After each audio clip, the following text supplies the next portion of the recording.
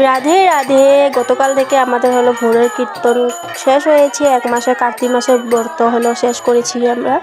গত একাদশী থেকে স্টার্ট করেছি, 1 মাস করেছি।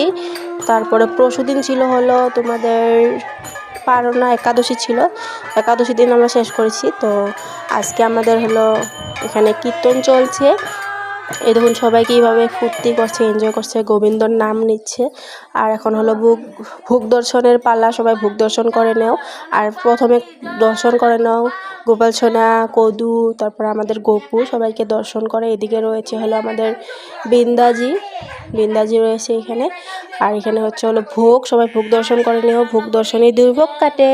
আর আজকে রয়েছে পনির, অনেক কিছু আইটেম রান্না করা হয়েছে। গোপালের জন্য শাক ডাল করেছে, তারপরে খিচুড়ি করেছে, পায়েস করেছে। আর এখন সবাই খাওয়া দাওয়া করছে, প্রসাদ গ্রহণ করছে। তো চলো আজ তাহলে আসি। রাধে রাধে।